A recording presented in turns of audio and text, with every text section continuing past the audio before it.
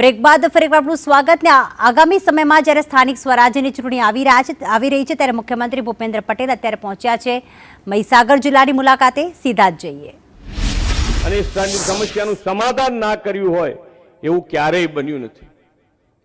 ભગવાન બિરસા મુંડાની જન્મ જયંતિ નિમિત્તે આખા દેશમાં આ જન્મ જયંતિને જનજાતીય ગૌરવ દિવસ તરીકે ઉજવવાનું કોઈએ શરૂ કર્યું હોય તો માન્ય વડાપ્રધાન શ્રી નરેન્દ્રભાઈ મોદી. જે સન્માન મળવું જ જોઈએ અને તો જ આજે આપણી સંસ્કૃતિ છે, આપણી વિરાસત છે, એ બંનેને ટકાઈ રાખીશું તો જ આપણે આગળ વધી શકીશું. કોઈ પણ પ્રલોભન આપે, કામ કરવું નથી, જેને ભાગે કામ કરવાનું આવવાનું નથી, એ તો તમને જે કહેવું હોય કહી શકે એવું છે. એમાં અમારે કંઈ એમાં કોઈને આપણે ટોકવા નથી, રોકવા નથી. આપણે આપણું કામ, આપણો ધ્યેય લઈને આગળ વધી રહ્યા છે. આજે વિકસિત ભારત અને વિકસિત ભારત માટે વિકસિત ગુજરાત, આ વિકસિત ગુજરાત માટે આપણે સૌએ સાથે મળીને આગળ વધવું છે.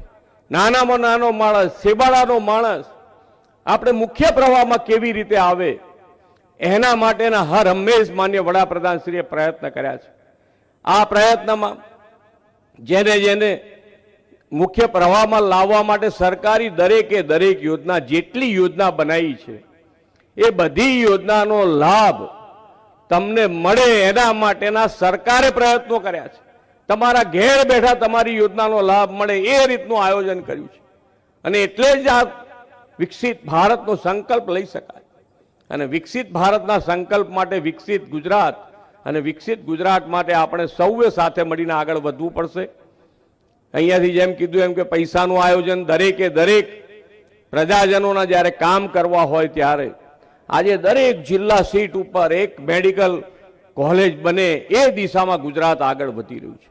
અને આજે આખો દેવ અંબાજીથી ઉમરગાંવ સુધીનો જે આખો બેલ્ટ છે એની અંદર પણ દીકરા દીકરીઓ આજે મેડિકલ એટલે કે ડોક્ટર થાય છે, એન્જિનિયર થાય છે, વકીલ થાય છે, અને પાયલોટ સુધી પણ આ દીકરા દીકરીઓ થવાની શરૂઆત થઈ ગઈ છે. ખૂબ એજ્યુકેશનમાં પણ આખો પટ્ટો વધ્યો છે. એને પહેલા જ્યારે માન્ય વડાપ્રધાન શ્રી અહીંયા મુખ્યમંત્રી ત્યારે આ પટ્ટામાં સાયન્સ સ્કૂલો નહોતી.